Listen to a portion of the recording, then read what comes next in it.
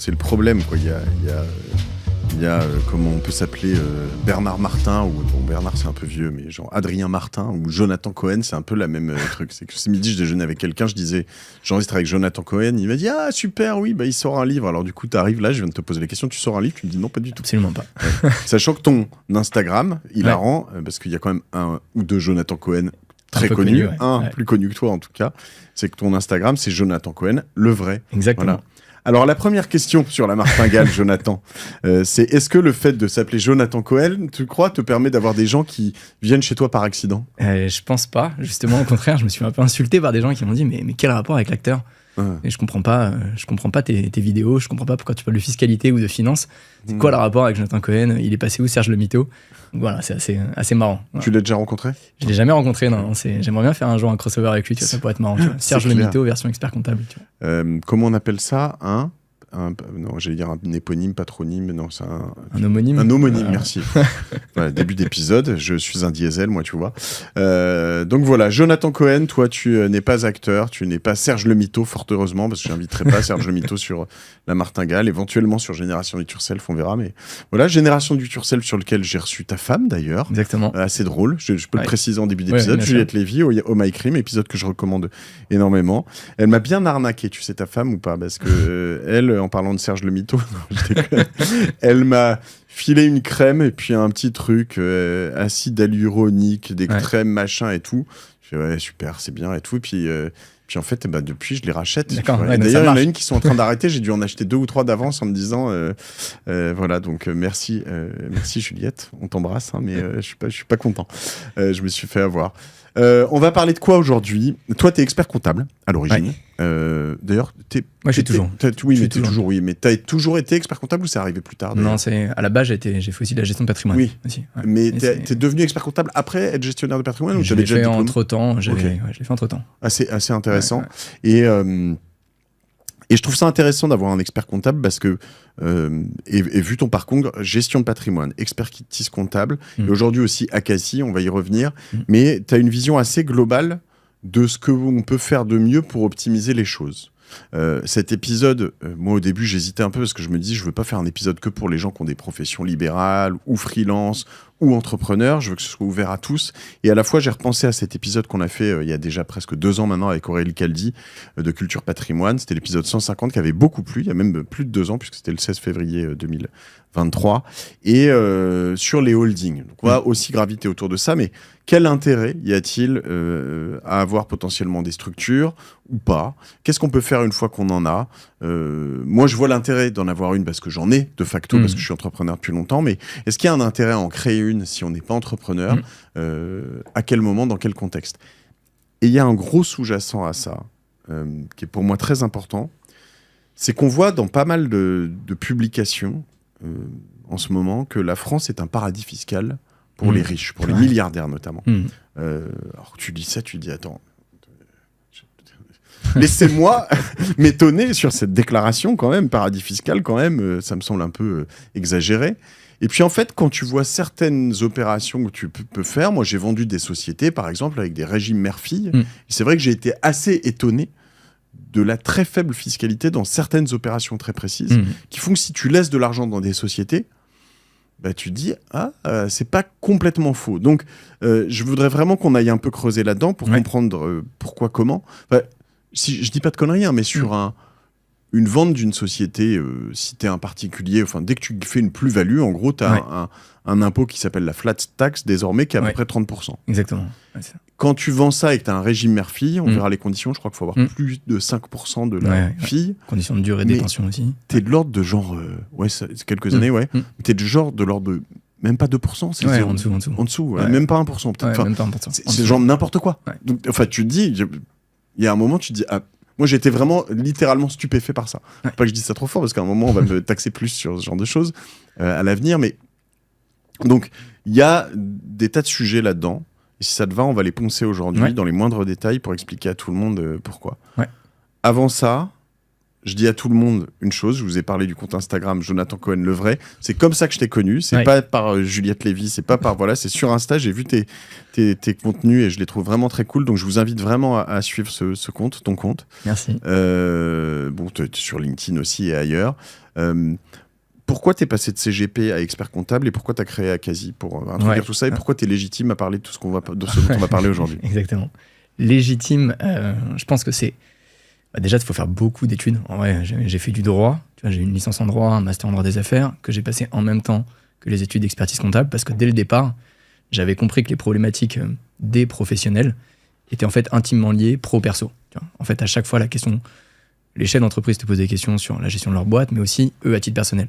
Comment ils font pour transmettre à leurs enfants, optimiser. En fait, en permanence, il y avait des problématiques patrimoniales. Et je me suis dit, OK, là, je maîtrise le droit, je maîtrise la partie financière, fiscalité. Il faut aussi que j'aille compléter ça par de la gestion de patrimoine. Je trouvais ça très cool, tu vois, de me mettre dedans dans des problématiques qui étaient vraiment des problématiques personnelles, vraiment d'intime. Tu rentrais vraiment dans la vie de la personne, tu rentres dans la vie de l'entreprise quand tu accompagnes en tant qu'expert comptable des entreprises, tu les aides à se développer, mais quand tu fais de la gestion de patrimoine, tu vas encore plus loin, tu vas dans un cran où les gens te racontent leur vie familiale et te disent voilà, j'ai des enfants, comment ça marche, je suis malade, il va falloir que j'anticipe une transmission plus rapide que prévu. T'as vraiment des grosses problématiques. Et assez vite, je me suis rendu compte qu'en fait, et c'est ça qui m'a aussi un peu énervé, et en fait, c'est un peu un cheval de bataille, c'est le manque d'informations en France. Tu vois. En théorie, dans un monde idéal, tu vois, les gestionnaires de patrimoine ou les experts comptables ne devraient pas avoir de job. Ça devrait être simple. Tu vois. C'est-à-dire que la réglementation, elle devrait être la même pour tout le monde. Quand j'ai vu qu'en fait, des gens qui ont travaillé toute leur vie, qui ont un patrimoine, on va dire, de 300 000 euros, une maison de 300 000 euros, et que s'ils optimisent rien, tu vois, avant leur succession, et ben ils se retrouvent, eux, à payer des droits de donation importants pour les enfants, et d'autres, s'ils ont connu la réglementation avant, et ils ont fait du démembrement ou des choses comme ça, et qu'ils ont pu optimiser, leurs enfants payent 0. Et je me dis, mais attends, en fait, c'est les mêmes règles, mais en fait, si tu les connais, tu payes pas, et si tu les connais pas, tu te fais allumer. En gros, il y a un cas, tu vas me dire si dans les proportions je suis à peu près bon, mais il y a un cas où t'as tes 300 000 euros, tu vas payer 140 000 euros, et puis tes enfants, il leur en reste 160, et puis il y en a un autre où tu vas payer 0. Payer 0, et c'est assez fou, quoi, en fait. Tu as des différentiels qui sont énormes. Et donc, je me suis dit, OK, il y a vraiment un truc à faire sur la gestion de patrimoine. Et donc, j'étais en train de passer les diplômes d'expertise comptable, qui sont longs à obtenir, parce que du coup, c'est assez long. Et j'ai eu une opportunité, en passant par Dauphine, en m'ascensurant avec des gens que j'ai rencontrés là-bas, de monter un cabinet en gestion de patrimoine avant de monter mon cabinet d'expertise comptable. Et donc, j'ai pu aussi travailler sur différents cadres. C'est pas seulement en théorique, mais en fait, en pratique, accompagner des clients sur tous les sujets comme ça d'organisation, de restructuration, mais aussi effectivement de solutions d'investissement. Parce que derrière, il y a toujours une logique de qu'est-ce que tu fais du cash et comment tu l'optimises. Mais il y avait des gros enjeux. Là où moi, j'avais la meilleure plus-value, entre guillemets, c'était toute la partie ce qu'on appelle ingénierie patrimoniale. Et pour être bon là-dedans, t'as pas le choix, il faut maîtriser le pro, le perso et tous les aspects économiques, business, fiscal, perso, sociaux. Donc ça a été assez long de maîtriser tout ça. Et c'est comme ça que j'ai développé mes premières activités, mes premiers business, que j'ai fait mes premiers projets. Et au bout d'un moment, j'en ai pas eu marre, mais en fait, j'ai voulu faire quelque chose à plus grande échelle. Je fréquentais un peu vachement l'écosystème startup. Je bossais beaucoup aussi avec l'un des experts comptables sur toute la partie innovation numérique.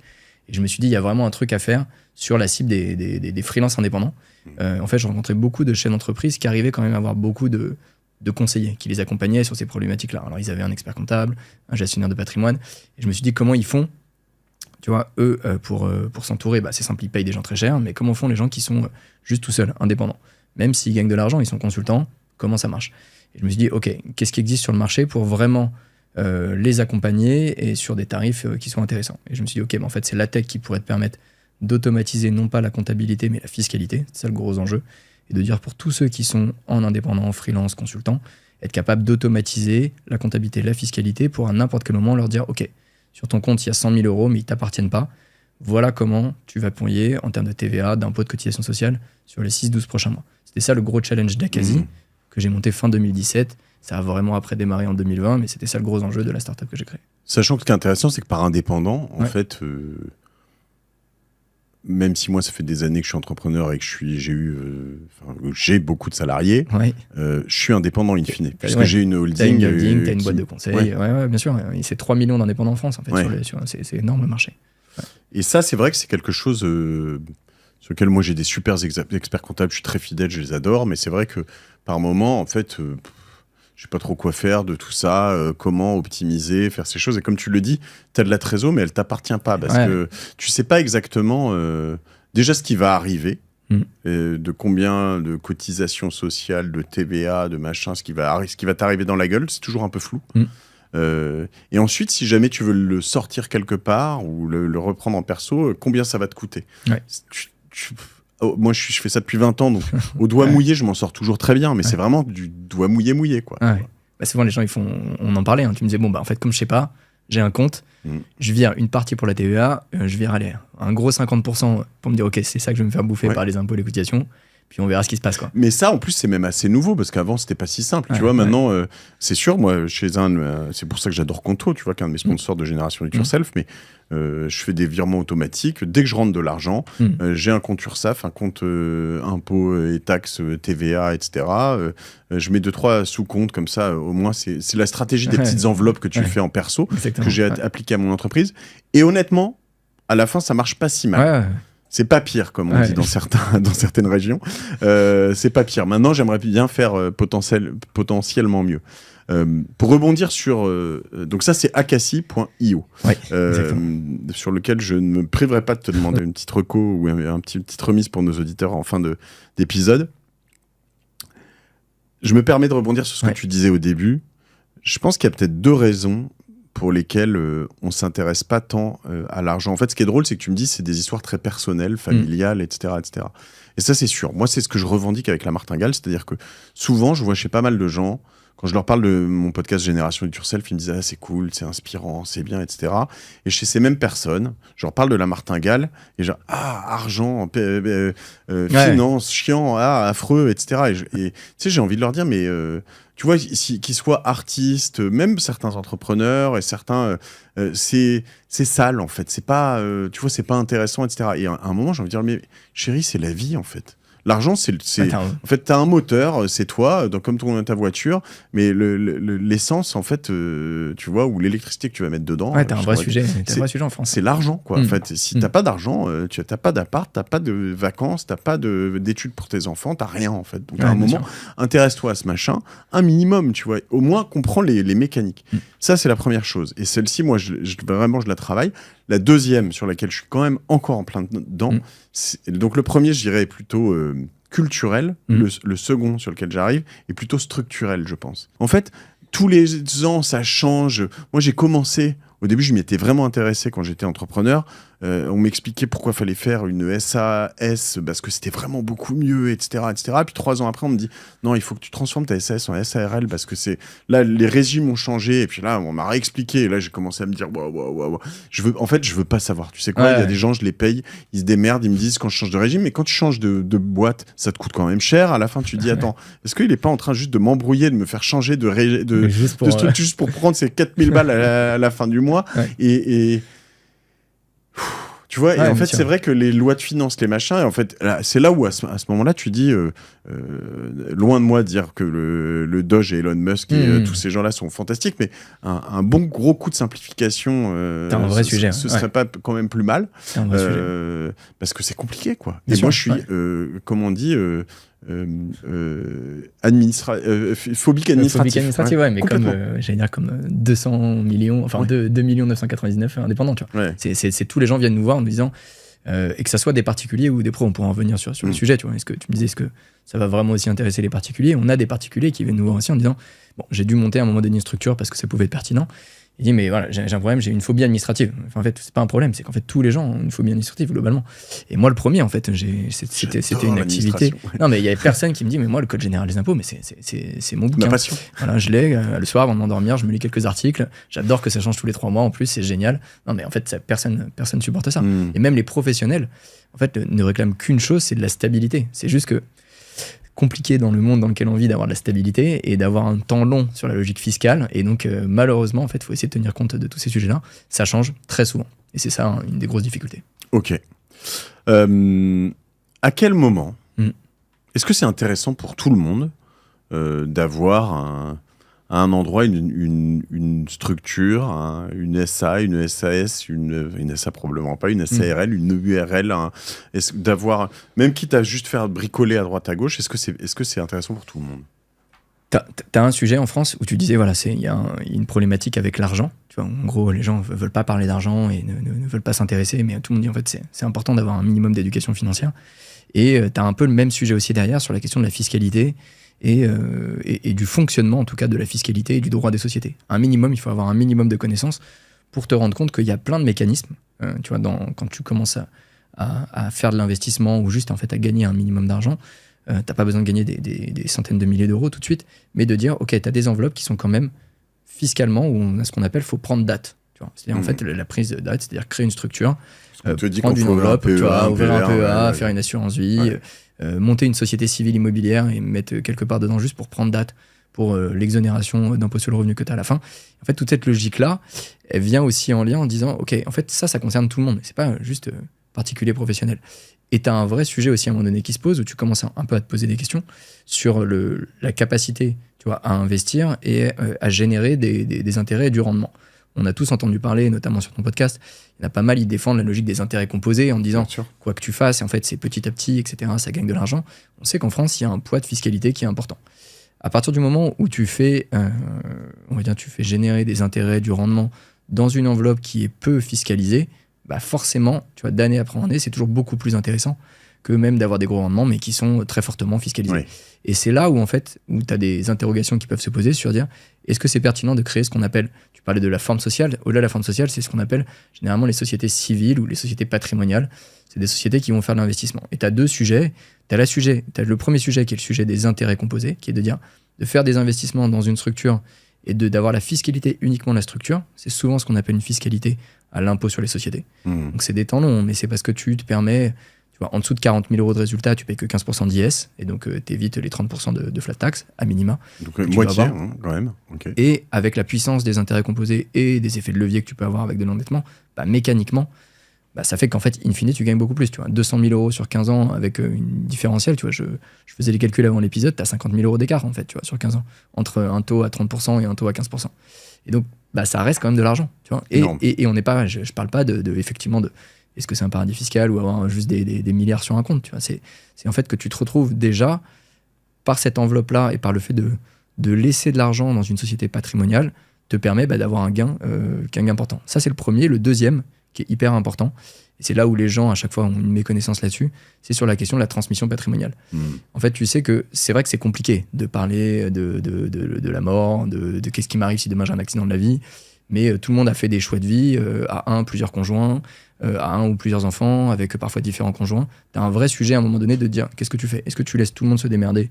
Et puis écoute, on verra, de toute façon, j'ai travaillé pour ça, j'emmerde tout le monde, entre guillemets, et les gens se battront si jamais il y a un peu d'argent. Soit tu te dis, non, mais en fait, j'ai envie de protéger certains parce qu'en fait, il y a différents sujets, il y a des choses. Et c'est vrai qu'à chaque fois que tu crées une société, c'est pour ça que les gens font souvent des SCI, des sociétés civiles immobilières, dans lesquelles ils vont mettre leur support d'investissement. Tu peux faire la même chose avec des sociétés civiles patrimoniales qui vont concentrer l'investissement. Et ça concerne en réalité quand même beaucoup de monde, voilà, directement, plutôt que de laisser l'argent éparpillé un peu partout. Voilà. Alors, une société civile patrimoniale, explique-moi.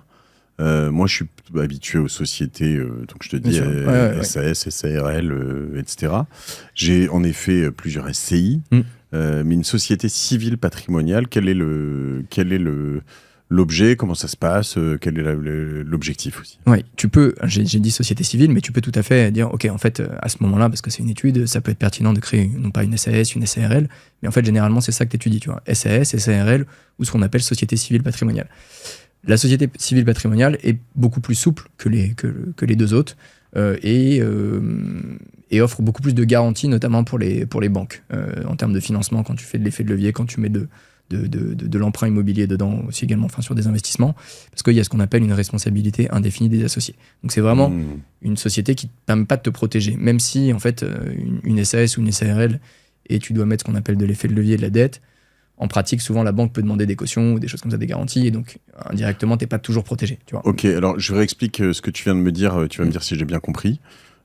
Une des bases des sociétés, avant, en fait, on avait les SA qui étaient les très grosses boîtes, puis entre-temps, il y a eu la SAS qui a été faite entre la SA et la SARL, qui étaient les plus petites boîtes.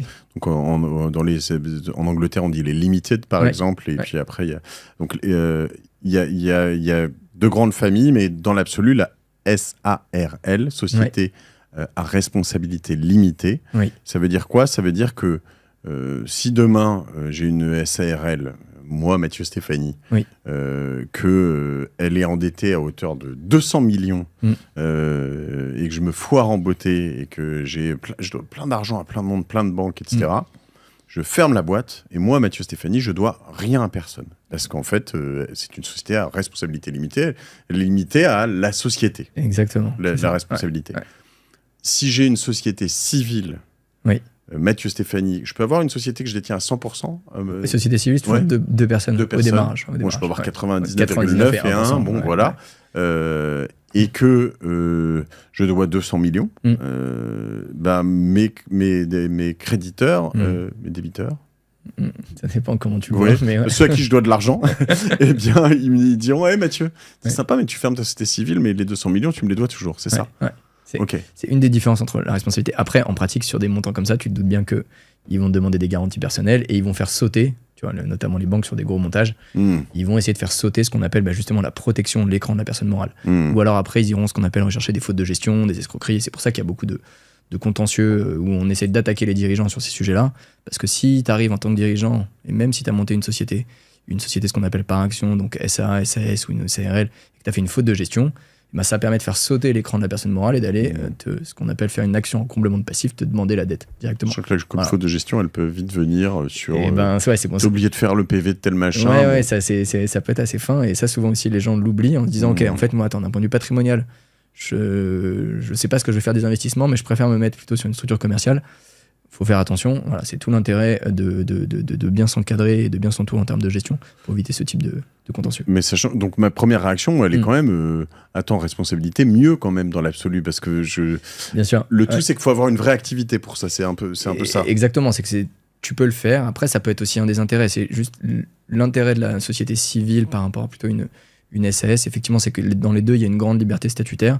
Il y a des objets qui sont un peu plus facile, ça peut s'adapter beaucoup plus en termes de transmission. Voilà, c'est là où tu as des vrais enjeux. Et dans une société civile, tu peux faire des frais, des notes de frais, des tas de choses ? Alors, ça va être un des sujets, mais c'est-à-dire que ce qu'on appelle les notes de frais utilisées, on va dire l'argent de la société dans un intérêt professionnel, ce sont les représentants légaux, donc les dirigeants qui ont le droit de le faire. Un président, un DG ou un gérant, en l'occurrence dans une société civile, même s'il peut y avoir plusieurs co-gérants.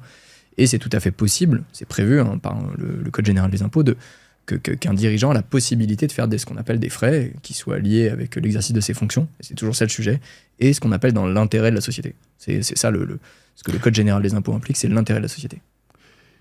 Et le statut d'auto-entrepreneur dans tout ça, moi, en fait, souvent, alors je trouve ça cool, parce que ça met beaucoup de gens le pied à l'étrier de l'entrepreneuriat, c'est facile, etc., etc.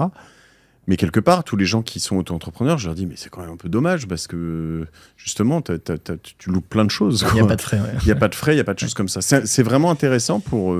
En fait, non, mais faut revenir à l'origine de la création du statut de la micro-entreprise ou auto-entreprise, micro-entreprise, qui était 2004 quasiment. Et en fait, c'était Hervé Novelli, et l'intérêt, c'était de régulariser le black qui était fait à côté pour les salariés. C'était ça, en fait, c'était un statut qui était à part. C'était pas un statut qui devait... exister pour être exercé tu vois, continuellement, full-time sur un job et tout, etc. Et donc, à partir de ce moment-là, comme c'était juste de l'accessoire, tu n'avais pas vraiment cette notion de frais ou autre quoi que ce soit. Et donc, c'est pour ça que les plafonds étaient assez bas à l'époque sur les statuts et qu'ils les ont doublés, qu'ils les ont augmentés. Mais ça peut correspondre à un besoin particulier, à un moment de vie, souvent au démarrage. Des gens qui se testent, ils ont un peu peur de se dire, ça fait peur de créer une société, de se lancer en tant qu'indépendant ou d'être chef d'entreprise, parce que même si tu es une boîte tout seul, tu peux avoir un certain nombre d'obligations comptables, fiscales. Alors en théorie, il faut le déléguer, mais il y a des gens qui sont un peu stressés par rapport à cette partie-là. La micro-entreprise ou l'auto-entreprise te permet, tu vois, de simplifier ce lancement, de l'aider.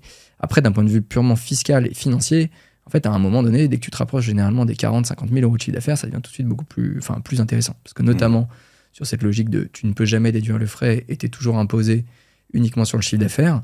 Alors, à l'impôt sur le revenu, tu as un abattement qui va s'appliquer, mais c'est un abattement global qui prend en compte les cotisations sociales et des frais forfaitaires qui peuvent être calculés. Si ton activité fait que tu as mécaniquement pas mal de frais, et ça va vite d'avoir des frais de déplacement, de restaurant, de prospection, de ce que tu veux, en fait, effectivement, c'est un régime sur lequel les gens ne sont pas gagnants, perdent de l'argent. Ouais. Bon. On y viendra sur les frais tout à l'heure. Je te poserai plein de questions pour essayer d'aller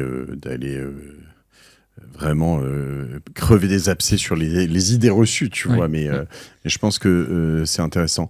Alors, ok, là, je comprends bien. Là, c'est vrai que alors il y a des univers que je connais moins, c'est intéressant du coup. Hein, la SC, les sociétés civiles, c'est pareil. Il n'y a pas de flat tax donc dans les sociétés civiles. Pour moi, c'était un peu plus transparent. Alors ça dépend justement sur des sociétés civiles ou en tant que particulier, tu choisis en fait l'assujettissement. Exactement, tu choisis IS ou IR. C'est là où tu fais effectivement là où quand tu es dans une société commerciale, excepté ce qu'on appelle les SARL de famille, ou qui peuvent être par nature à l'impôt sur le revenu.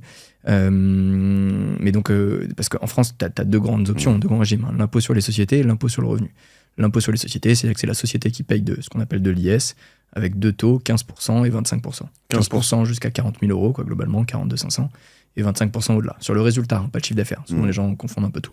Mais c'est-à-dire qu'on prend ton chiffre d'affaires, on enlève toutes tes charges et tous tes frais, ça donne un résultat, et c'est là-dessus qu'on paye ce qu'on appelle de l'impôt sur les sociétés. À l'impôt sur le revenu, ça n'existe pas, et on va regarder la fiscalité personnelle des associés. Et donc, on va regarder qui sont les associés. Généralement, si c'est des personnes physiques, qui sont ce qu'on appelle à l'impôt sur le revenu. Okay. Donc, tu choisis comme une SCI. Tu choisirais une SCI, est-ce que tu es à l'IS ou à l'IA. L'intérêt des particuliers qui ont des structures ou des enveloppes dans lesquelles ils font des investissements, c'est justement de se mettre à l'IS. Voilà. Le fait de se mettre à l'impôt sur les sociétés, notamment quand tu as ce qu'on appelle une tranche marginale d'imposition, le barème progressif de l'impôt sur le revenu, tu as une tranche marginale d'imposition qui est importante, donc qui se rapproche des 30, 40, voire au-delà. C'est intéressant d'avoir effectivement de l'argent qui est dans une structure avec un taux réduit d'IS de 15% jusqu'à 40 000 euros de résultat. Donc, il faut générer 4% sur le rendement. Donc, ça peut être beaucoup plus intéressant pour eux de se mettre à l'impôt sur les sociétés qu'à l'impôt sur le revenu. Alors, très clair, parce qu'en effet, comme tu le dis, jusqu'à 40 000 euros, tu es taxé à 15%. Donc là, tu te dis, si toi, en effet, sur une certaine tranche, 40 000 euros, comme tu l'as dit, hein, pas de revenus, mais de marge, en fait, de résultats. Donc voilà. La question, c'est comment, moi, imagine, je suis salarié d'un grand groupe, je gagne 500 000 euros par an. Je réussis bien, mais même moins, on va dire. Si restons sur 500 000. Je me dis, ok, je vais créer une société, comme ça je vais pouvoir mettre de l'argent dedans et puis être moins taxé, mais je le rends comment cet argent dans la société? Enfin, tu vois, il faut une activité quand même où il faut...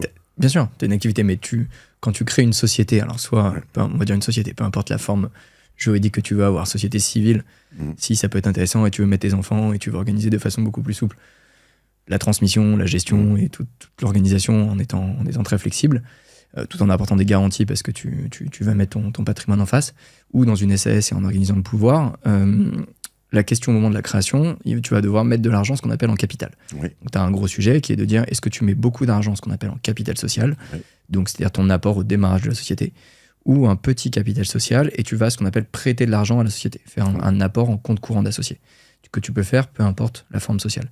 Ça peut être très souvent beaucoup plus intéressant de faire ce qu'on appelle des apports en compte courant d'associé, que tu peux également en fait te rémunérer, donc en fait te faire un placement qui peut être ce qu'on appelle aussi fiscalement déductible pour la société, c'est-à-dire que la société, comme elle a besoin d'emprunter de l'argent à un des associés, elle va payer des intérêts à cet associé. Donc moi, Mathieu Stéphanie, j'ai ma société, je vais prêter 100 000 euros à la société à 4% par an, ça doit être un taux à peu près accepté en ce moment. Ouais. Donc tous les ans, la société va me donner 4 000 euros. Exactement.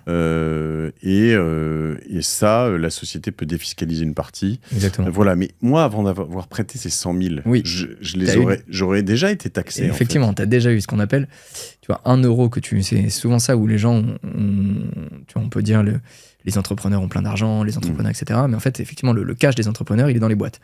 Donc, et quand tu sors de cet argent de la boîte, avant, tu as eu ce qu'on appelle de l'impôt sur les sociétés, des cotisations sociales, enfin, tu as payé toute cette partie-là et tu perds en fonction de l'optimisation que tu as fait, on va dire, de ta rémunération que tu as sorti du cash. Tu perds entre 40% et 70%, globalement. Tu vois, c'est parce qu'il y a une variation importante. Quand tu es salarié, il n'y a pas d'optimisation possible. En fait, c'est simple, tu touches ton salaire, sauf si tu as pu avoir ce qu'on appelle la participation, l'intéressement, ou des choses comme ça sur des plans d'épargne ou autres. Mais quand tu touches ton salaire en tant que salarié, tu as touché tes 5 000 euros nets, ça a coûté 10 000 à la société. Ça, il faut l'avoir en tête. C'était 10 000 ton coût à la société, toi, tu as touché 5 000. Voilà, reprenez bien ça, ce qu'on dit là. Donc, vous touchez 5 000 euros net, la boîte, ça lui a coûté 10 000. Ça a coûté 10 000 euros, c'est le double. Ouais, c'est le double, à peu près. Et vous, les nets, alors là-dedans, il y a l'IR quand même désormais. Alors non, derrière, c'est juste les cotisations sociales globales, salariales et patronales. Et donc toi, à la fin sur ta fiche de paye, en plus, tu auras l'IR prélevé, donc à la fin, tu vas toper 4 000, quoi. 4 000. 4 000. Okay. Je parle avant imposition. Et sachant que ce que tu viens de dire avant aussi, pour ceux qui sont moins familiers, ça c'est vraiment un lieu commun de beaucoup d'entrepreneurs. Je sais pas comment c'était dans ton couple, mais moi c'est très clair. C'est que ma femme, elle a eu pas mal de beaux jobs dans des boîtes américaines, réseaux sociaux, etc. Et en fait, dans le couple, en effet, en patrimoine, je m'en sors bien, mais en revanche, en flux, je suis l'agneau, je suis le dindon de la farce. Non, mais j'exagère, mais en fait, parce que j'ai peu d'intérêt, ça me coûte tellement cher de sortir l'argent. Effectivement. Alors, donc c'est bien joli tout ce qu'on dit là aussi, on y reviendra peut-être en fin d'épisode, mais parce qu'on optimise, je fais plein de choses, mais quand tu rentres 100 000 euros de chiffre d'affaires dans une boîte, alors si j'enlève, mais déjà tu as 20 000 euros de TVA, et puis après t'enlèves, tu as les taxes, à la fin, si tu as en plus 30% d'IS, tu peux être à 15%, tu l'as dit de temps en temps, mais en fait, plus tes cotisations, plus tout ça, si à la fin, il faut que tu te sortes de l'argent dans un salaire, mais c'est genre... Ouais, oui, c'est ça. C'est qu'en fait, tu les connais, les ratios, ils sont assez, tu vois, c'est 100 000 euros, donc hors taxe, donc le chiffre d'affaires, donc 120 000 euros TTC, mais c'est là que c'est 120 000 euros. 100 000 euros hors taxe, donc toi, t'as touché 120 000. Il y en a 20 qui sont pas pour toi, c'est pour la TVA. 100 000. Derrière, ensuite, en fonction de l'optimisation que tu vas faire, mais donc en tant que dirigeant, que ça soit en salaire ou avec des optimisations, ce qu'on appelle en rémunération de gérant, si tu as un statut d'indépendant, bref, on pourra en reparler, rentrer dans le détail là-dessus, mais globalement, à la fin, il va te rester 40 000 euros, tu vois, voilà, globalement. Ou peut-être un peu plus si tu as réussi à optimiser, mais il va te rester entre 40 et 50. Donc tu perds à minima 50% sur ce que tu vas, globalement, ce que tu vas gagner. Et donc, tu te poses la question de te dire, ok, est-ce que vraiment j'ai besoin de tout ce cash, moi, à titre perso, pour l'investir, ou je le laisse dans la boîte et c'est beaucoup plus intéressant. Mais tu vois, quand tu te posais la question quand tu es salarié, tu vois, d'où vient l'argent que tu as touché, en fait, mécaniquement, quand tu es salarié, tu as déjà tu vois, le coût de l'entreprise, ça c'est ton entreprise qui le prend en charge. Tu prenais ton exemple de la personne qui a gagné 500 000 euros, la boîte, il a déjà coûté 1 million d'euros. Donc en fait, un peu moins sur ces niveaux de salaire-là, parce qu'à un moment donné, les cotisations elles sont plafonnées. Mais donc, il a déjà coûté de l'argent à la société, ça a déjà été pris en compte. Lui, il va payer ce qu'on appelle de l'impôt sur le revenu, et avec ce cash-là, soit il investit en perso, soit il se dit, ok, je vais, comme à ce niveau-là, en fait, tu as une tranche marginale d'imposition, lui, il va être à 45, sauf avoir fait 12 enfants, et encore, tu as un plafonnement des effets du quotient familial qui va s'appliquer. Mais donc, mécaniquement, en fait, tu vas te retrouver en fait, à payer beaucoup dès que tu vas toucher des intérêts, dès que tu vas revendre des placements, des produits ou tout ça. Et donc, à ce niveau-là, effectivement, il faut se poser la question de dire, ok, j'ai tout intérêt à dire, ok, en fait, je mets ce cash-là dans une structure. J'ai ouvert à côté les enveloppes. Je ne dis pas qu'il faut le faire dès le départ. C'est une analyse globale qu'il faut avoir en tête. De se dire, ok, j'ai déjà ouvert les trucs un peu classiques, PEA, assurance vie, j'ai pris date, un peu tout ce qu'il fallait faire d'un point de vue fiscal. Mais à côté de ça, je sais que ok, je vais plutôt prêter de l'argent à une structure. Je vais faire mes investissements dans ces structures. En plus, je vais pouvoir organiser ça en termes de transmission et de succession. Et en bénéficiant des intérêts composés, ça va être tout de suite beaucoup plus intéressant. Très très clair, ça s'éclaircit, merci Jonathan. Je vais reprendre aussi dans mes mots cette fois-ci, pour ceux à qui ça ne parlerait pas. Quand on arrive dans des tranches d'imposition élevées, ce qui m'est arrivé d'ailleurs en couple ces 15-20 dernières années, par exemple, nous, le premier appartement qu'on a acheté, au début, j'étais très peu fiscalisé sur les loyers que je percevais. Parce que, je sais plus, on était à 20-25%, j'en sais rien, enfin voilà, pas grand-chose.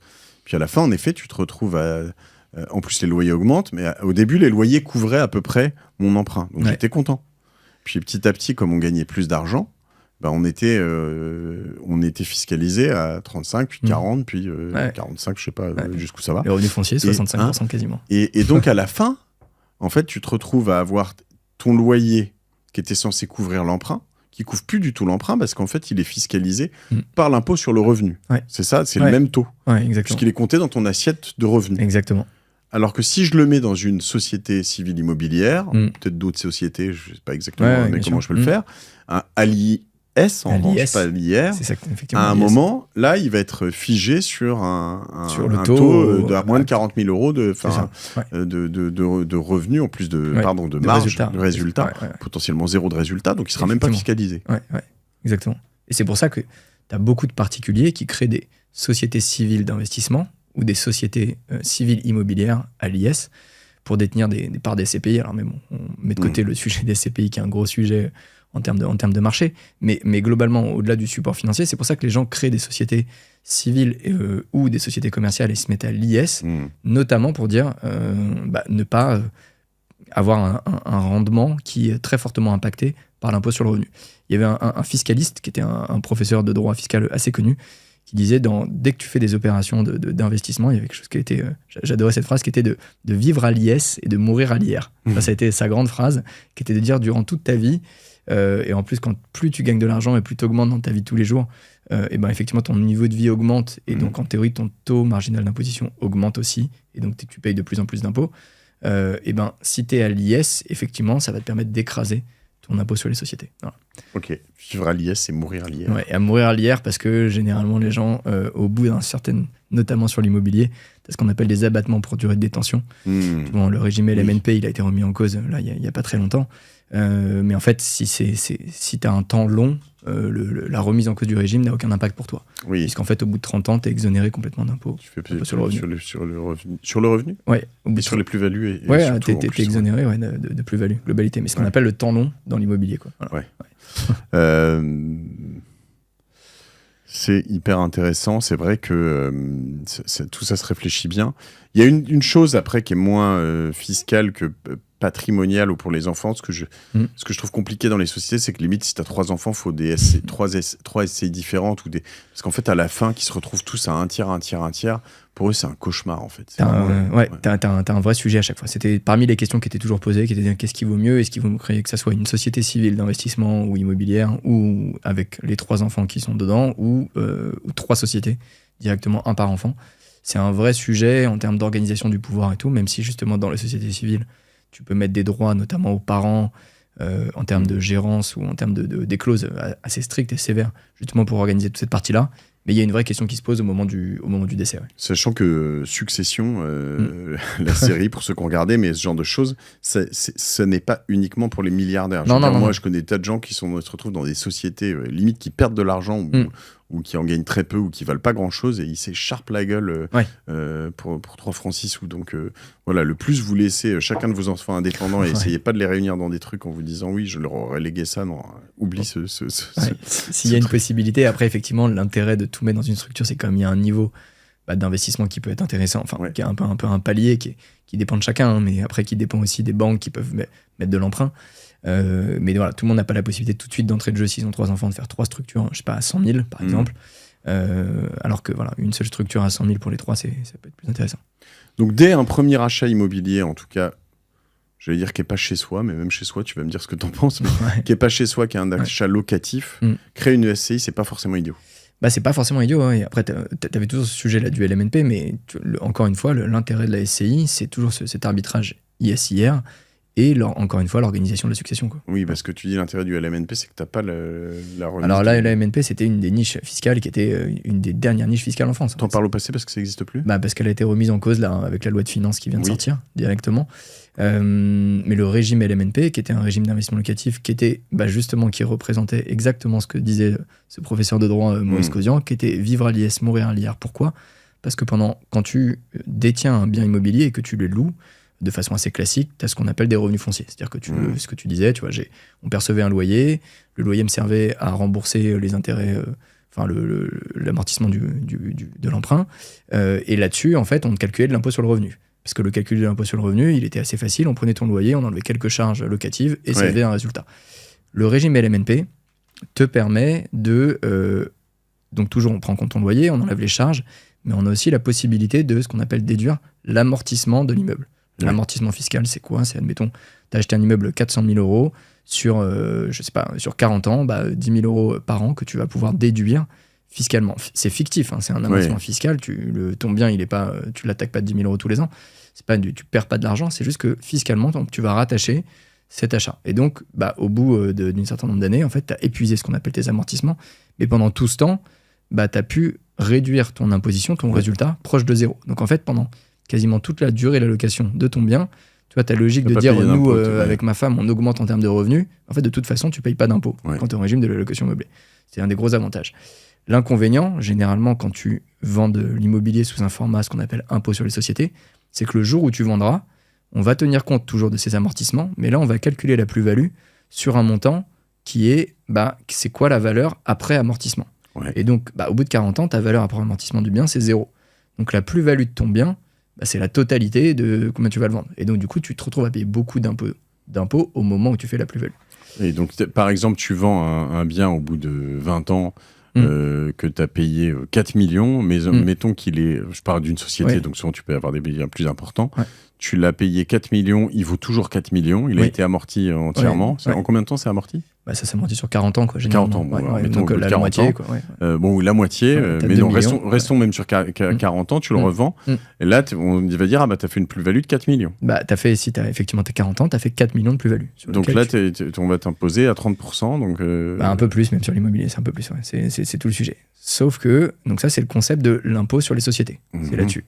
Le gros avantage de l'impôt sur le revenu, alors effectivement, pendant 40 ans, tu vas payer par contre ce qu'on appelle de l'impôt sur le revenu, mécaniquement, parce que du coup, on ne va pas amortir le bien.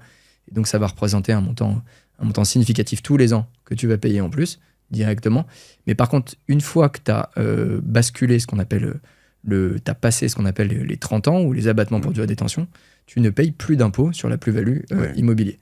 Et le régime LMNP, c'était un régime qui était intermédiaire, qui te disait, peu importe quand tu le vends dans les 30 ans, ta plus-value, elle est toujours calculée sur ton prix d'achat. On ne va jamais tenir compte de tes amortissements que tu as pratiqués. Et donc, ce qui fait que les gens pouvaient faire des coûts immobiliers sur 5 ans, 10 ans, très courts, et se retrouver en fait à ne calculer la plus-value que sur le montant qu'ils avaient acheté. On ne tenait pas compte des amortissements dont tu avais déjà bénéficié fiscalement. Et c'est ça qui a été remis en cause récemment. Tu dis remis en cause, ça n'existe plus. Ça n'existe plus. Ils ont changé la loi, ça fait 3-4 ans qu'ils essaient de le faire. Ouais. Et là, ils ont réussi dans la dernière loi de finances. C'est passé en février. Alors, en février, c'est passé. Donc, ce qu'on appelle, on a remis en cause le régime des amortissements sur le LMNP. D'accord, donc le LMNP, c'est fini. Donc la location meublée, ça n'a plus aucun intérêt. Alors si, ça a un intérêt, mais sur un temps long, toujours. La même chose, c'est toujours intéressant fiscalement. Mais par contre, c'est pour éviter ce qu'on appelle les effets d'aubaine, que les gens fassent des plus-values à court terme. C'est rétroactif. Alors c'est un gros débat, mais en théorie, oui, c'est rétroactif. Donc tous les LMNP qu'on a fait depuis 2-3 ans, depuis 5 ans de la martingale... en fait, on va devoir réintégrer l'amortissement au moment de la plus-value. Ok. Voilà. Les impacts, il y a des simulations sur des courts termes, 5 ans à 10 ans sur des biens à 200-300 000 euros. L'impact, il est assez significatif. C'est 30-40 000 euros à chaque fois d'impôts en plus à payer, mécaniquement. À la sortie. Ouais, à la sortie. Ouais. Wow. Encore une fois, c'est pour encourager le temps long. C'est le vrai sujet de l'immobilier. Super intéressant. Alors que l'origine du LMNP, c'est d'encourager un peu le temps court et de proposer des appartements en location, de la réno et de faire des gens de faire des vrais investisseurs immobiliers, encourager les particuliers à faire de l'investissement immobilier, à rénover l'appartement, le rendre habitat propre et entre guillemets en faire d'autres. Mais c'est ça. À partir de quand on crée une structure ? Parce que par exemple, Acaci, toi tu proposes une gestion comptable totale. Oui. Genre, j'ai pas besoin de payer d'expert comptable en plus. On est aussi expert comptable. Moi, un expert comptable, je veux dire, sur des structures vraiment au ras des pâquerettes qui dépensent rien, qui font très peu de factures, etc. C'est bien 2-3 000 euros par an pour avoir à la fin, genre ton mois le mois, plus à la fin ta liasse fiscale, des choses comme ça. Donc, je veux dire, si t'es au SMIC, ça vaut pas le coup. Si tu gagnes... Mais en revanche, je pense qu'elle peut valoir le coup, comme tu l'as dit, prendre date à l'avenir, te dire je vais faire une SCI, avoir... À partir de combien tu crois que c'est... Enfin, vaguement. À partir de montant d'investissement ? Ouais, de patrimoine et de montant d'investissement. T'as un sujet qui est effectivement d'absorber les coûts de frais de structure. Donc c'est ça l'enjeu. C'est combien le minimum ? Chez toi, ça coûte combien chez nous, on est à 1 400 € l'année. Bon, on a packagé, donc c'est des offres qui sont moins chères que le marché. Donc, en gros, tu fais pas moins. Mais voilà, c'est 1 400 € l'année et avec tout un service associé, premium ou autre, etc. Un peu plus de 100 balles par mois, quoi. Mais c'est ça l'idée. Mais donc, et généralement, tu dois rajouter un compte bancaire. Donc, tu as des frais bancaires qui peuvent s'appliquer. Globalement, compte bancaire aujourd'hui, je disais Conto, il y en a d'autres, mais c'est 10-20 balles par mois. 10-20 balles par mois, quoi. Mais globalement, on va dire les frais de structure d'une boîte, c'est à peu près à minima, tu vois, en fonction effectivement de comment tu t'outilles et comment tu te fais accompagner, mais c'est au moins 2 000 € par an, tu vois, globalement. Et donc, c'est pour ça qu'on dit au-delà de 50 000 €. Pourquoi je prends 50 000 €? C'est pas par hasard, c'est parce que 4% de 50 000 €, ça fait 2 000 € en termes de rendement. Donc, tu vois, un taux de rendement à 4%, quasi sans risque, on va dire aujourd'hui, tu vois, globalement, ça fait 2 000 €. Tu vois. Donc, en fait, En dessous de ce montant-là, tu t'amuses pas à faire, effectivement, tu crées pas des structures, sauf si tu as un vrai intérêt derrière, autre que rendement, mais qui est de transmission directement. Et donc après, c'est un rendement, c'est un montant d'apport, 50 000 euros. Si derrière, effectivement, tu mets de l'immobilier dedans, avec tes 20% d'apport, bon, bah, tu sais que tu vois, t'es sur un bien à 250 000 euros. Tu vois. Et donc, tant que tu n'as pas ça, tu vois, 250 000 euros d'emprunt bancaire ou 50 000 euros de placement, c'est pas forcément stratégique. Tu vois. Ok. Voilà. Claire, ce sont des structures un peu unipersonnelles. Tu le fais, là c'est plus une question de patrimoine et c'est presque culturel, où voilà, si t'es catho et sûr que tu vas t'engager pour toute ta vie, je dis catho pardon, mais c'est la force du mariage, et ben tu fais un 50-50 avec ton mari ou ta femme, et puis c'est comme ça, et puis tu sais que ça va se passer comme ça. Si t'es beaucoup plus libéral et puis c'est love, tu vas plutôt te dire on le fait chacun de notre côté parce qu'on sait pas ce que l'avenir nous réserve. Oui, tu peux, c'est des structures. Effectivement, on se pose la question de est-ce que tu crées des structures en société civile où tu as l'obligation quand même au départ d'avoir ce qu'on appelle une part, enfin en tout cas deux associés.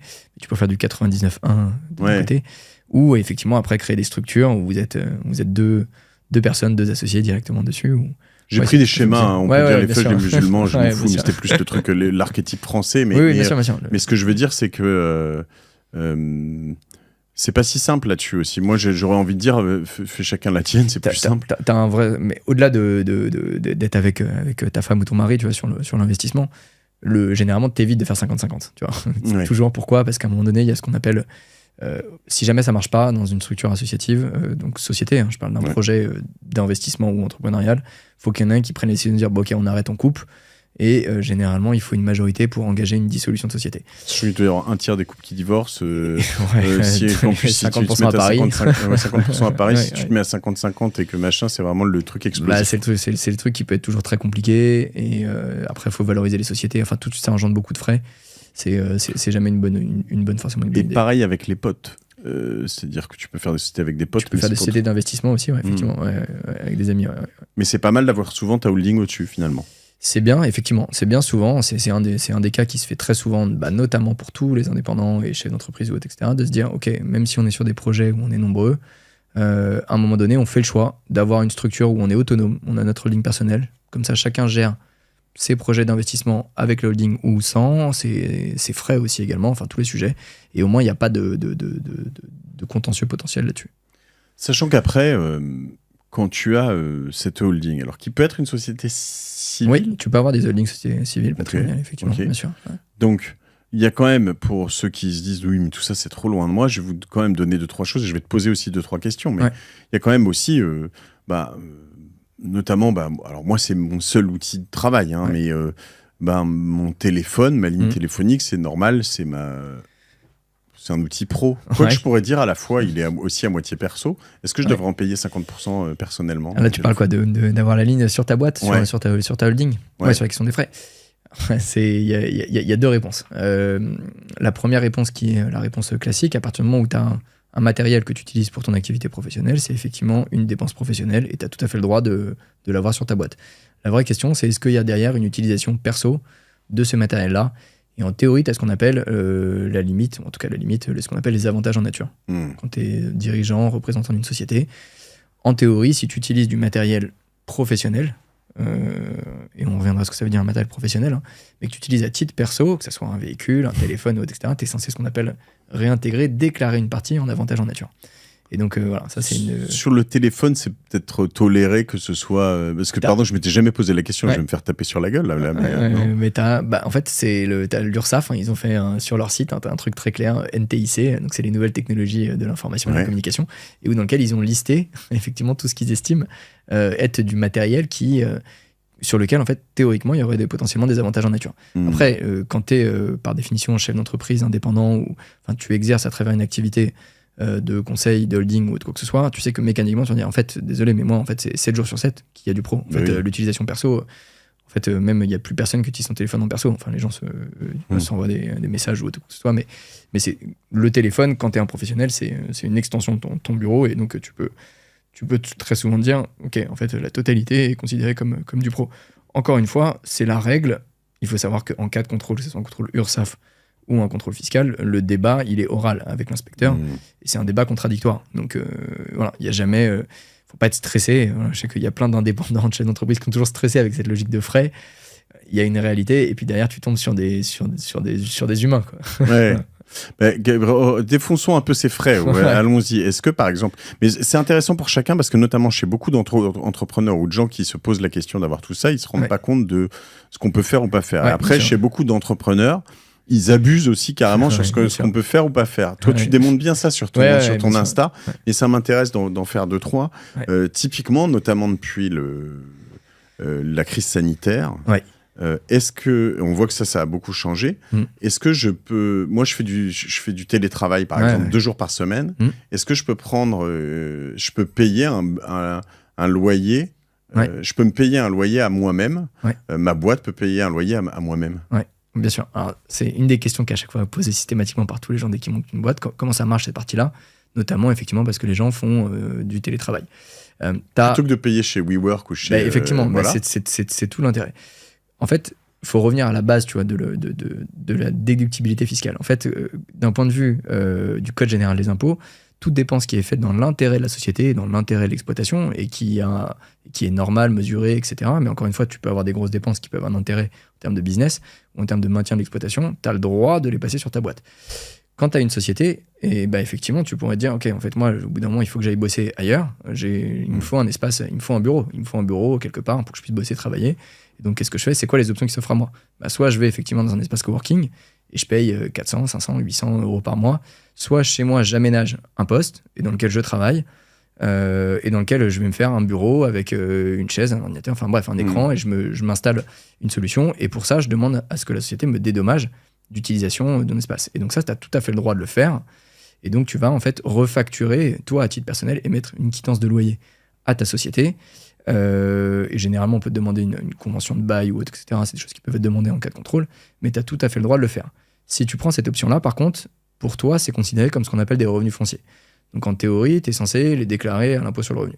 Tu as une autre possibilité qui, à l'époque, était réservée pour les salariés, et notamment qui a été mise en place pendant le Covid et avec l'essor du télétravail, c'est des indemnités de télétravail, comme les indemnités kilométriques, si les gens voient le sujet, mais quand tu as ta société et que tu l'utilises, ta voiture, et que tu l'utilises à des fins professionnelles, que ce soit pour ta boîte ou pour ton employeur, tu peux te faire dédommager selon un barème, c'est le barème des indemnités kilométriques. Tu peux tout à fait avoir ce qu'on appelle des indemnités de télétravail qui peuvent être mises en place et qui correspondraient à l'utilisation réelle que tu as de la surface en mètres carrés. C'est juste que le calcul il est toujours un peu compliqué, parce qu'un bureau, ça fait combien de mètres carrés? 2, 3, 4 mètres carrés. Derrière, tu dois réintégrer ce qu'on appelle l'eau, l'électricité, Internet, un pourcentage du nettoyage de son appartement. Et en fait, ça devient... c'est pas la solution qu'on recommande qui est la plus souple, parce que ça fait faire des prorata un peu complexes. Alors certes, effectivement, derrière, t'as pas d'impôt, mais le montant généré est généralement souvent faible. Alors que si tu passes par ce qu'on appelle une quittance de loyer, entre guillemets, en fait, c'est la société, soit elle paye 1000 euros à un espace coworking pour avoir son bureau, soit elle te paye 500 euros à toi. Clairement, c'est une décision qui est beaucoup plus intéressante de passer là-dessus. Donc c'est toujours effectivement possible de le faire sans risque de requalification. Et si je pousse ça un peu plus loin, est-ce que chez moi, je peux payer, je sais pas moi, une partie de ma machine à café, une partie de me dire, il y a un prorata de tout ça, de mon homme ou ma femme de ménage, de l'électricité, de tout ça en plus, où ça doit être compris dans le loyer. C'est ça, effectivement. Soit tu fais comme un espace coworking. Un espace coworking, c'est un forfait tout compris, et tu l'englobes, justement. Tu englobes un forfait global en disant, voilà, c'est tout compris. Soit tu fais à chaque fois au prorata la surface utilisée. Donc c'est ça un peu l'arbitrage que tu dois faire. Compris. Après, derrière, effectivement, pour le matériel, tu as besoin d'avoir chez toi un écran, une machine à café ou autre que ce soit pour bosser. Il n'y a pas de problème pour l'utiliser. On pourrait te dire, OK, c'est quoi l'utilisation que tu as à titre perso de ce matériel qui est chez toi? Bon, voilà, c'est là où il peut y avoir certaines limites qui vont s'appliquer. Sincèrement, chez moi, j'en ai. Enfin, ce matériel, il m'utilise quasiment comme oui, pro, c'est que généralement, les gens bossent. Ils se sont fait un espace pro et heureusement qu'ils ont le droit de le faire. En revanche, si j'y bosse que 2 jours par semaine. Parce que par exemple, un WeWork, moi, si je le prends, c'est 5 jours par semaine. Oui, bien sûr, mais c'est ce qu'on appelle un siège administratif. Parce qu'en fait, généralement, ce que les gens font, et c'est là où il peut y avoir des limites en cas de contrôle, et c'est là où il y a des redressements, il faut que généralement le siège social soit chez toi. Okay. Et donc là, tu as ce qu'on appelle un siège administratif, c'est-à-dire que du coup, tu as domicilié ta société chez toi. Et si je suis salarié, full-time, mais que j'ai une activité, une petite activité avec des choses, même immobilières, même tout ça, ça fonctionne aussi. Je peux dire, moi, j'y bosse que 2 heures par semaine. Ça pourrait passer sur ton activité. Faut avoir une société qui te permet effectivement, et où il y aurait aussi un intérêt, mais ce qu'on appelle le siège administratif, qui est plus limité. À partir du moment où c'est juste de ce qu'on appelle la gestion de patrimoine mobilier ou immobilier, mécaniquement, les montants sont beaucoup plus faibles, parce que là où ça peut justifier quand tu es indépendant, parce qu'on sait que c'est ton travail quotidien, quand c'est de la gestion de patrimoine en tant que tel, c'est plus faible. Mais en théorie, oui, tu pourrais déduire des frais. Si tu as une SCI, en tant que gérant, tu peux avoir des frais de gestion de cette SCI. Alors, est-ce que si j'ai une boîte et que j'ai... et c'est le cas, et la question elle se pose d'ailleurs, vraiment. Alors j'ai un ami qui a une boîte et qui de temps en temps, il a un rendez-vous à Monaco et puis il y reste, je sais pas, peu importe, à Dubaï, à Londres, à New York, et puis il a un rendez-vous du mercredi au vendredi, puis il se dit je vais rester le week-end. Est-ce que je peux rentrer le dimanche soir, garder décaler le billet au dimanche soir, et puis même si je paye en perso le samedi et le dimanche, parce que j'y reste, en plus ma femme m'a rejoint. Oui, en fait, encore une fois, y a pas la règle, c'est est-ce que c'était une dépense professionnelle, et après c'est comment ça fonctionne. Ce qui se passe généralement, c'est que la plupart des gens ne font pas, enfin la plupart des gens, non pas la plupart, mais quand il y a des contrôles, et c'est ça qu'on voit, c'est que l'hôtel aussi également, à titre perso, il a été payé par la boîte, et donc c'est là où ils se font adresser. Mais à partir du moment où en fait ton voyage et ton billet d'avion il est encadré, tu sais que tu as un aller-retour, après ce qu'on regardera c'est est-ce qu'il y avait un coût d'opportunité, ou en gros le fait de rentrer dimanche soir ça te coûte beaucoup plus cher que de rentrer vendredi, et on pourrait dire que la différence tu pourrais la réintégrer. Après, encore une fois, en pratique, c'est pas des montants qui sont... Il y a une question de bonne foi, en fait, un peu là-dedans. Bien sûr, si tu le fais bien, il y a une question, si c'est fait de façon intelligente, et encore une fois, dans l'intérêt de la boîte, il n'y a pas de difficulté, il faut pas être omnubilé. Les gens sont assez omnubilés pour ça, pour avoir fait beaucoup de contrôles fiscaux. J'ai vu des gros redressements, mais c'est parce que clairement, il y avait des dirigeants qui étaient frauduleux. Et donc, en fait, oui, là, ils se sont fait redresser, et l'inspecteur a demandé l'agenda du chef d'entreprise, une extraction de l'agenda, et à repointer tous les week-ends avec tous les billets d'avion. Donc, oui, bon, voilà où la personne elle s'est fait dresser sur des montants très importants. Les vêtements sur la boîte. Payer les vêtements sur la boîte. Ça, c'est l'éternel débat, les vêtements sur la boîte. En fait, en théorie, c'est encore une fois, c'est quoi l'intérêt de la société d'avoir une dépense professionnelle? Dans le Code général des impôts et dans l'interprétation du Code général des impôts, donc le BOFIP, ce qu'on appelle le bulletin officiel des finances publiques, et sur lequel l'administration vient expliquer des articles du Code général des impôts, la règle, elle est très claire et en fait, elle est très restrictive. C'est-à-dire qu'on dit pour qu'un vêtement soit considéré comme professionnel, il faut qu'il soit lié au métier professionnel. Et derrière, l'administration donne des exemples. Elle dit la robe de l'avocat, la blouse du médecin, le bleu de travail du garagiste, la blouse du dentiste. Et en fait, on voit que c'est à aucun moment, elle dit le costume d'un consultant, un sac, un tailleur d'une consultante. Et en fait, voilà, c'est tout ça le vrai sujet, c'est dire qu'est-ce qu'on appelle les métiers de la profession, les usages de la profession. Je lève le doigt, mais là c'est une question qui me concerne, mais toi aussi d'ailleurs, comme créateur de contenu, bien etc. Moi j'ai un vrai sujet, et je vais te dire, c'est un vrai sujet. Ce matin je me le suis posé en m'habillant, en me disant, disons tout ça il va falloir que je change parce que je suis habillé toujours pareil sur mes contenus, et mais ça peut commencer à me coûter assez cher en fait. Est-ce qu'en créateur de contenu, tu peux dire, mais à un moment, et à partir de quand tu es créateur de contenu? Est-ce que si tu crées des contenus tous les jours, mais que tu as 8 abonnés sur ta chaîne, tu es créateur de contenu? Tu vois ce que je veux dire? Effectivement. Derrière, en fait, on revient toujours au même débat. C'est est-ce que la dépense était nécessaire pour l'activité, et est-ce qu'elle a permis de générer, enfin, en tout cas, elle était dans une optique de générer un chiffre d'affaires et qu'elle n'était pas démesurée par rapport à ce qu'elle a voulu générer. Toujours très difficile sur la partie création de contenu. Voilà, mais toujours, ça peut être compliqué par rapport à la création de contenu parce qu'effectivement, au démarrage, ça marche pas, quoi. Donc, enfin, tu vois, t'es au niveau 0 et tu te dis, bon, voilà. Moi, je pense que je pourrais l'expliquer. Enfin, en l'occurrence, au démarrage, je le faisais pas. Et au fur et à mesure, tu vois, là, je fais un tournage aux États-Unis ou des choses comme ça. D'ailleurs, de temps en temps, c'est tellement professionnel que c'est même des sponsors qui les offrent. Bien sûr, donc, forcément. En l'occurrence, ça prouve aussi qu'il y a un intérêt. Le vrai intérêt, il est là. Et je pense qu'en fait, il va dépendre effectivement de quel est l'objet social de la société. C'est ça. Mais en fait, à partir du moment où ton objet social, c'est de la création de contenu, c'est de la production de spectacles, c'est d'une activité de mannequin en tant que tel. Et donc, en fait, où tu n'as pas le choix, pour le coup, c'est une position qui se défend. Après, on sait qu'il y a toujours du contentieux parce que tu peux toujours trouver sur un inspecteur qui va dire non, regardez, dans le BOFIP, etc. Mais c'est un vrai débat que plein d'avocats fiscalistes ont quand ils font du contentieux. Et ils se disent, bon, ok, est-ce qu'à un moment donné, on va mettre en défaut on va dire l'analyse de l'administration fiscale du BOFIP pour dire, ok, il est trop restrictif. Et les vêtements, ça a été un éternel sujet. T'as des possibilités de passer par des contrats de service, tu vois, de location de vêtements ou autre avec conseil en images professionnelles, tu vois, mais qui t'engloberait la totalité des dépenses, tu vois. C'est une partie de ma Rolex, je peux c'est ou pas une astuce. Là, ça, c'est plus compliqué pour passer la Rolex. 20%. Non, mais t'as le sujet, tu vois. T'as le sujet. Merde. J'y avais pas pensé sur la Rolex ce week-end. Ok. Bon, l'essence, tout ça, c'est réglé. On sait à peu près. Hein, c'est tout ce qui est véhicule, tout ça, c'est super normé. Le véhicule, c'est soit t'es en kilométrique, perso, etc. Soit c'est pas intéressant. En gros, avec quand même une petite astuce fiscale que tu peux avoir en tête quand t'as une société, tu vois, qui peut t'intéresser. Et que j'appelle dans les vidéos et où je me fais allumer à chaque fois, mais c'est la niche Tesla.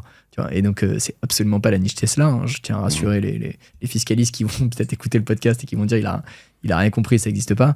Mais en fait, c'est quand tu achètes un véhicule électrique, donc tu te poses la question toujours du pro-perso, mais en l'occurrence, un véhicule électrique, c'est toujours intéressant de l'avoir, ce qu'on appelle en pro. Pourquoi ? Parce que tu peux, quand tu achètes un véhicule en pro, tu as une limite d'amortissement fiscal. Jusqu'à 30 000 euros, tu peux déduire fiscalement l'achat du véhicule. Au-delà, on considère que c'est pas déductible fiscalement. Donc l'administration fiscale a mis un barème, une limite. Et 30 000 euros, c'est les véhicules électriques. Une Porsche non électrique, tu es à 9 000 euros, tu vois, de déduction. Donc la totalité, tu peux pas déduire d'impôt dessus. Quand tu as un véhicule électrique, tu as la possibilité, ce qu'on appelle de séparer le véhicule de la batterie. Et donc Tesla, ça a été parmi les premiers à faire ça, te font une facture. Et quand tu vas acheter une Tesla et tu dis c'est pour un professionnel, il y a marqué coût du véhicule 29 000 euros, coût de la batterie 18 000 euros. Et le fait de séparer le véhicule de la batterie te permet d'amortir la totalité du véhicule. Et donc tu as une économie fiscale pour acheter un véhicule électrique. D'accord. Ça marche en leasing et en achat. Ça marche sur le leasing et sur l'achat. Ouais. Ok. On achète plutôt ou on lease ? C'est toujours un arbitrage. T'as acheté ou t'as loué ? Moi, j'ai pas de voiture. T'achèterais ou tu louerais ? Moi, en fait, ça dépend du contrat de service. En fait, tout simplement, c'est ça qu'il faut regarder derrière. Ouais. En fait, c'est que dans le leasing, tu viens de casser le micro. Je viens de casser le micro. Il a acheté. Non, moi j'achète. J'achète parce que j'achète bien. Mais à la fin, elles sont amorties et ça me coûte cher en impôts. C'est ça. Mais donc, t'as toujours le sujet de dire est-ce que t'as un leasing ou. J'ai fait un super épisode pourtant l'année dernière. Contrat de service ou achat, c'est toujours le même débat, quoi. Ok. Mais fiscalement, dans ta boîte. Full électrique, moi, mais là, mais.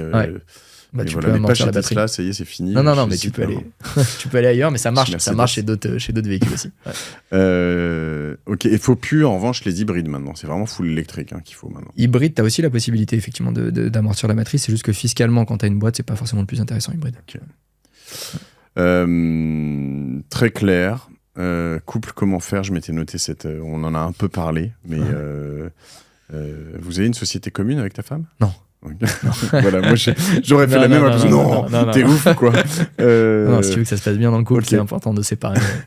Il y a des sujets qu'on n'a pas abordés, des erreurs à pas faire, des choses très importantes que tu vois sur le sujet holding patrimonial aujourd'hui.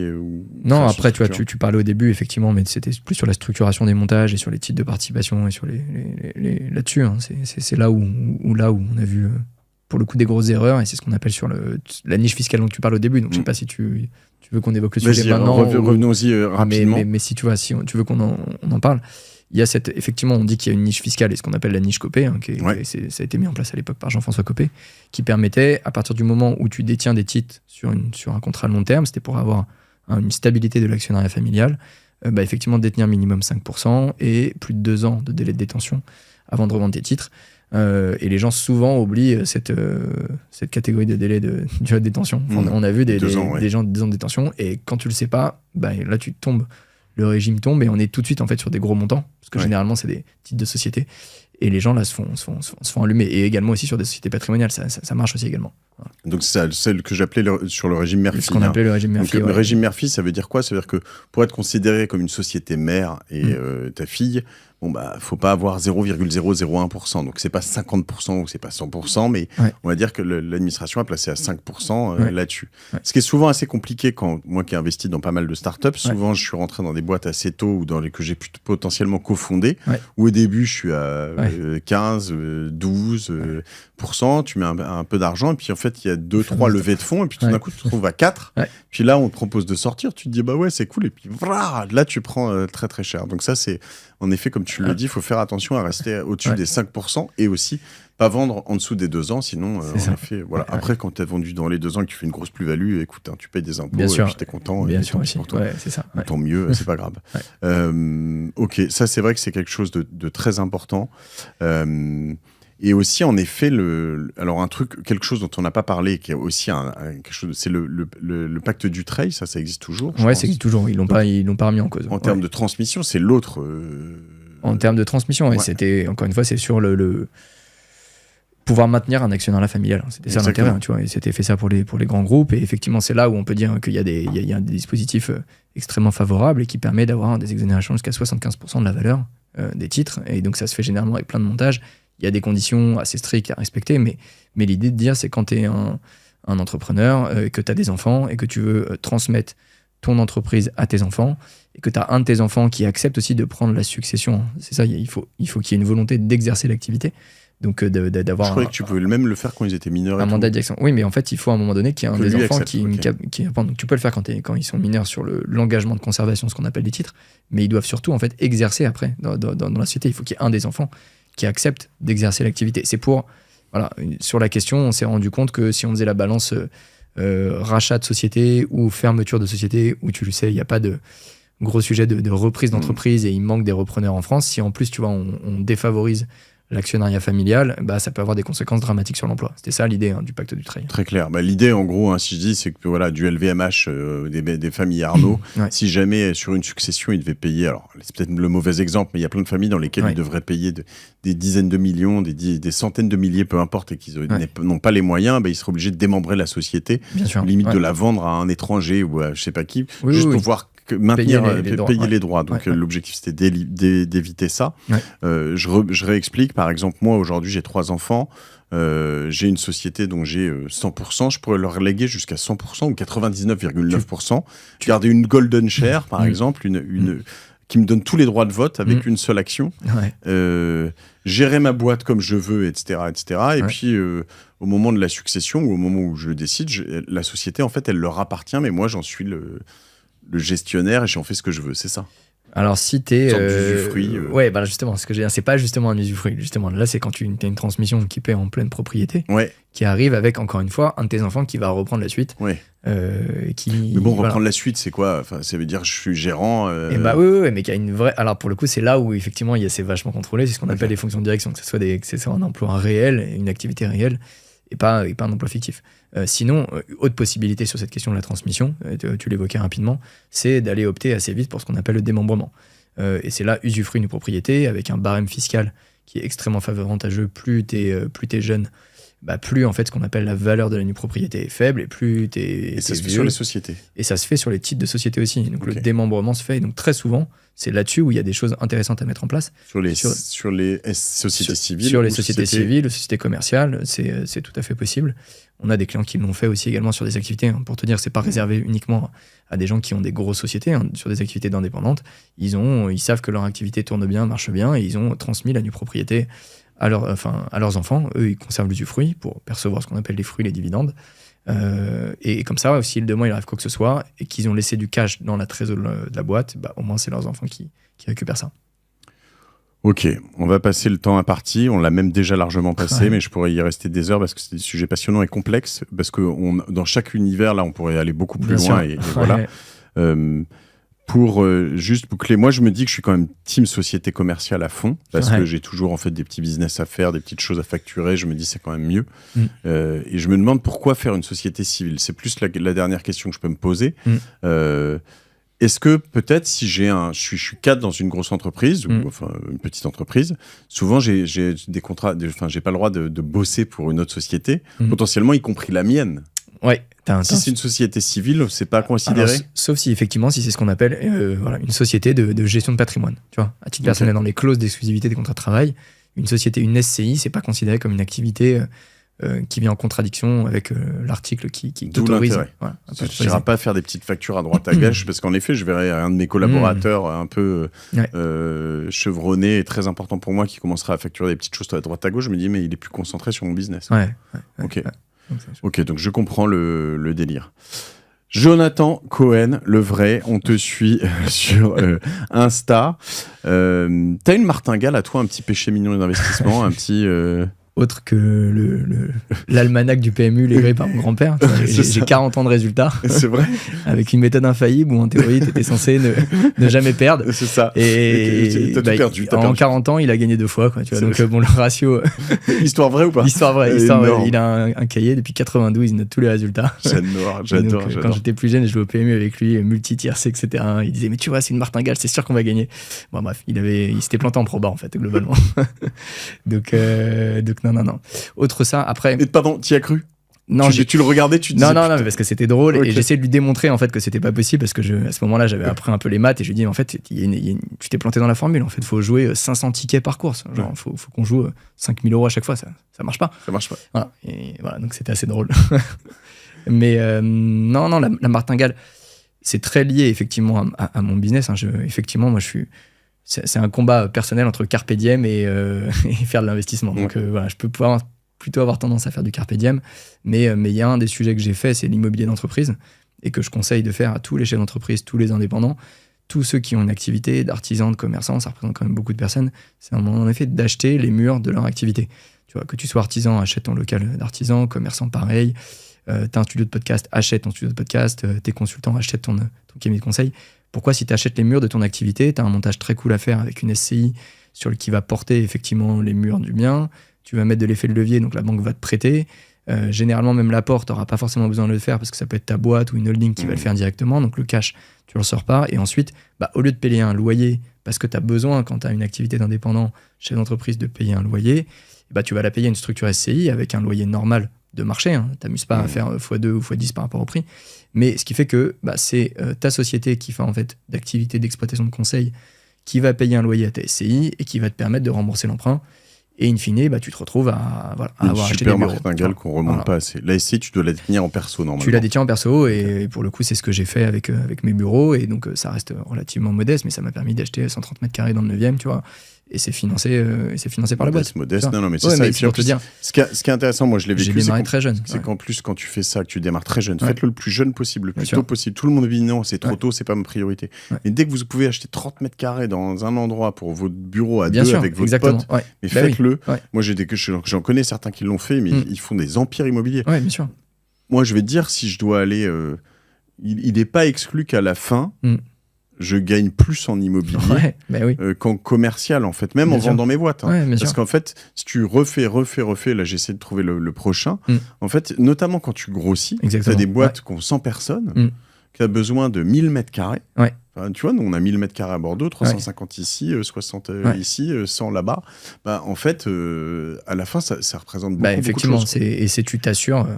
Et si tu le fais pas assez tôt, le problème, c'est que le jour où tu arrives avec tes 1000 mètres carrés, là, tu vas te dire, ah oui, mais là, il y a 10 millions à sortir, j'ai pas le cash. Et en fait, t'as pas la possibilité de le faire. C'est ça. Très belle martingale, Jonathan Cohen, ça ne m'étonne pas. Écoute, merci. Et dernière chose, Acaci.io. Donc, tu m'as dit 139 € par mois. Par mois, 139 € par mois. Ça, c'est le prix normal, c'est pour tout le monde. C'est le prix normal. Si on vient de la part de la martingale, on va mettre un code promo la martingale. Et on fera 20% voilà. À vie ? Non, pas à vie. Sur une opération one shot, 300 €. 300 € de réduction qu'on va mettre. Sur la première année ? Sur la première année, ouais. Ok. C'est le mieux que t'as fait, t'as déjà fait mieux ou pas ? J'ai pu faire mieux. Ah non, toi, non, t'as fait combien ? Allez, vas-y, fais-moi un peu mieux. Non, on a fait 350. Allez, 350. On pourra faire sur 350. La première année. 350 sur la première année. Deal. Vendu. Vous n'êtes pas venus pour rien aujourd'hui. Rejoignez la martingale sur YouTube. si vous pouvez aussi, sur Insta aussi, où on fait grossir nos canaux différents. Merci Jonathan, je compterai sur tes partages aussi par centaines, par milliers. On va te suivre aussi sur LinkedIn.